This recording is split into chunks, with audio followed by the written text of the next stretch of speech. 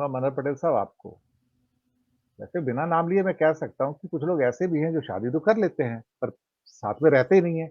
वो भी तो क्राइम है ना ultimately. And then somebody becomes your affidavit wife हर 5 साल बाद। ये भी ऐसा भी होता है कई बार। ख़ैर उसके बारे में ज़्यादा क्या बात करनी है, छोड़ दीजिए उसको अभी, क्या करना है। वो भी क्या पता यूसीसी के अंदर वो भी एक अपराध हो। अपराध तो दिनेश होना जी, चाहिए, वो तो वैसे भी अपराध है। एक और भी है, जो किसी के पूरे परिवार को अपने साथ रख के लिव इन करवा रहे थे, बहुत बड़े थे। हाँ, जी। चलिए जाने बीमारी दीजिए अभी। पुरानी है। चलिए ठीक है। अब ये दरअसल क्या है ना कि जो हो रहा है इस समय, धामी साहब से पूछा गया कि आपने ट्राइबल्स को क्यों बाहर रखा? 14 करोड़ के करीब 14 से 15 करोड़ ट्राइबल है इंडिया में। तो वैसे वहाँ तो कम है 3% ही बताया जाता है उत्तराखंड में तो। उनका कहना है कि हम ट्राइबल्स का जो एक्ट है वो अलग एक्ट है, धारा 371 है, वो केंद्र के अंदर आता है तो हम उसको छेड़ नहीं सकते। कमाल की बात है। तो फिर जो धार्मिक सारी की सारी परमिशंस हैं, वो भी तो केंद्र की तरफ से आई हुई हैं, बल्कि केंद्र नहीं बल्कि कॉन्स्टिट्यूशन से आई हुई हैं। आप तो फिर कॉन्स्टिट्यूशन को टॉपल कर रहे हो ना।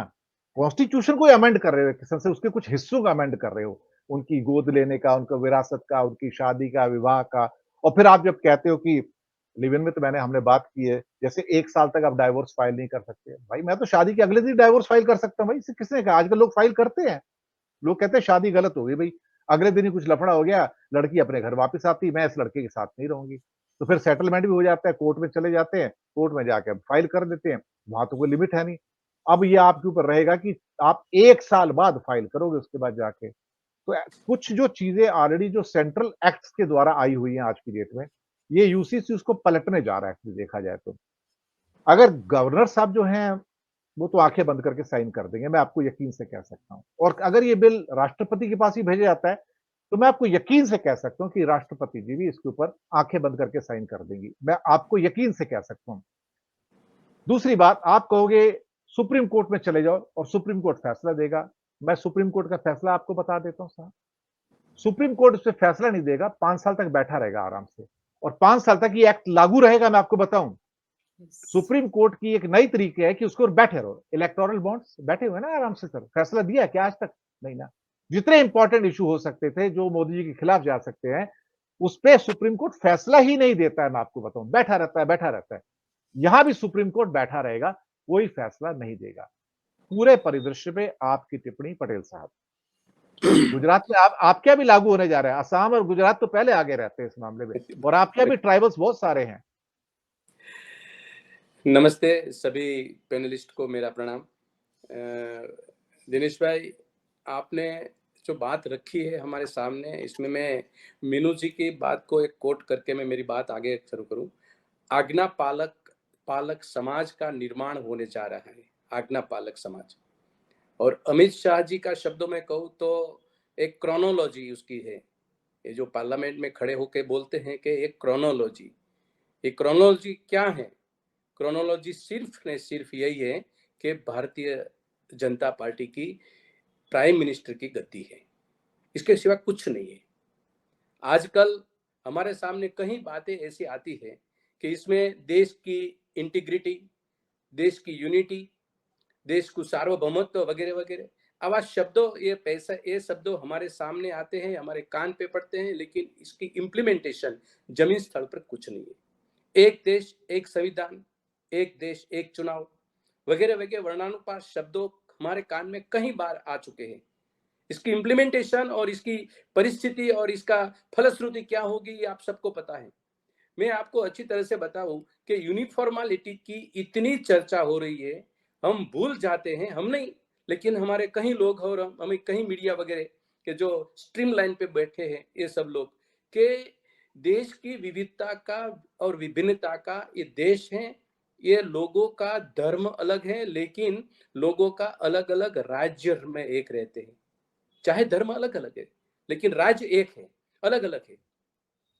ये बात यूसीसी बनना न बनना, बननी चाहिए, ये इतना बोलना आसान है लेकिन ग्राउंड रियलिटी पे इसका इम्प्लीमेंटेशन इतना खतरनाक रहेगा कि चाहे हम आज की तारीख में जो हम सब लोग बात कर रहे हैं ना, तो आज का हमारा शब्द भी बदल जाएगा ये अगले दिनों में।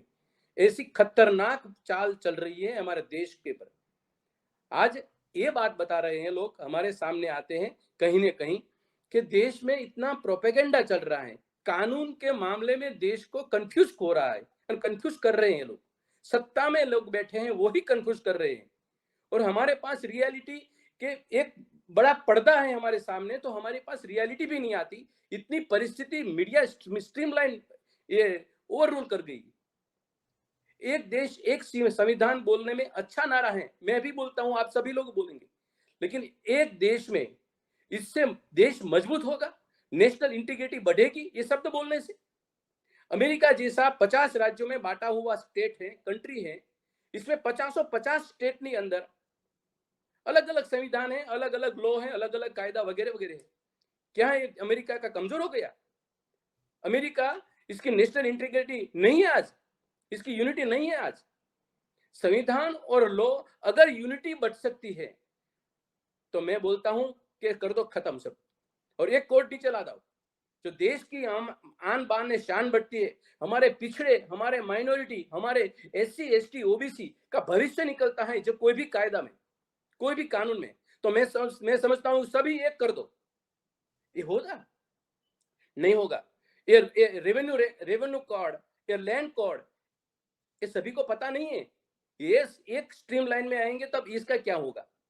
आज की तारीख में कायदाओं को भ्रमित करते करते, चाहे स्टेट है या सेंटर है, अब 10 साल में जो हालत बनाई है देश की, ये सभी दुनिया ने कर दिया है। वो एक भी इंडेक्स नहीं है कि इस इंडेक्स में हमारा पारा एक स्टेप आगे बढ़ता है, एक स्टेप आगे बढ़ता है।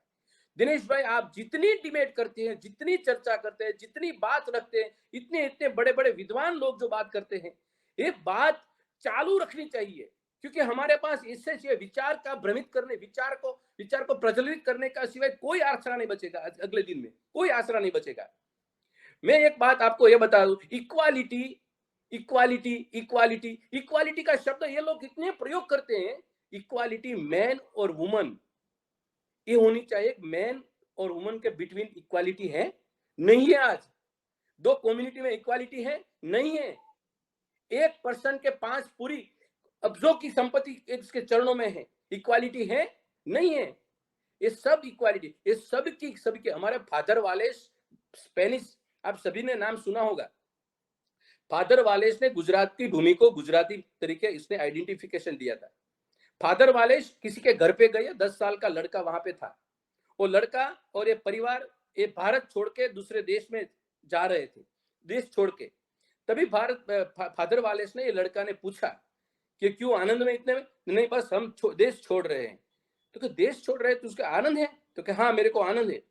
फादर वालेस ने लड़का को बगल में बैठा के बोला कि तू देश छोड़ते पहले वहां का जो भी फायदा तूने मिलने वाला है, इसके कंपेयर में तेरी भूमि, तेरी राष्ट्रभाषा, तेरे खान पान, तेरा पहरवेश, तेरी संस्कृति, तेरा कल्चर, ये सब के सामने जो मिलने वाला है, इसकी कंपेयर में जरा तराजू में लगा के जरा सोचना।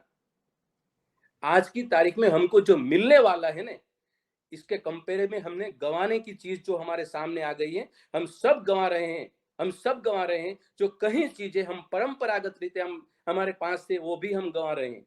इसलिए मीनू जी की बात में शब्द के साथ में, और हमारे गिरीश भाई की बात को भी मैं आगे दोहराता हूं कि आने वाले समय आज्ञांकित, आज्ञा पालन समाज का निर्माण ये कर रहे हैं।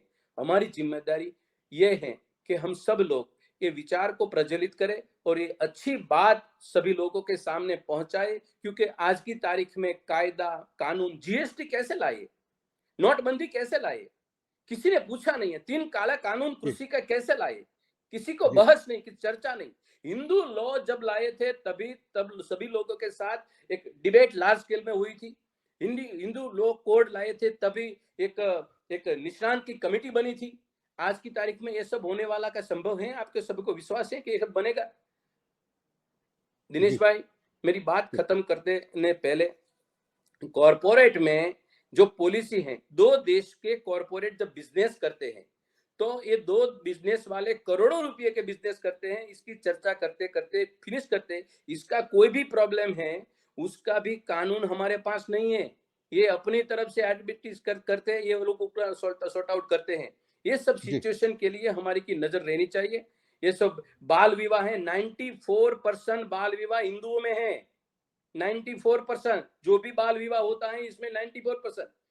तो ये सभी हमारे लिए, हमारे जैसे अगले जाहिर जीवन के लोगों के सामने एक चुनौती है, एक पड़कार है। जी, हम सभी जी। एक स्वस्थ से हम एक जिम्मेदारी के साथ उठा रहे हैं और हमारी कांग्रेस पक्ष की बातें हम जहां भी मिले, जहां भी करें, हम सशक्त करने के लिए कोशिश कर रहे हैं। और जी, आपने जो जुम्बेश उठाई है, जब आप चर्चा करते हैं, सभी लोगों को बिठाते और ये एक बात, विचार, एक स्वभाव आपको इस देश को दे रहे हो, मेरे लायक मैं समझता हूं कि एक सबसे बड़ी एक आप एक पुण्य प्रद काम कर रहे हो, ये मैं समझता जी। हूं।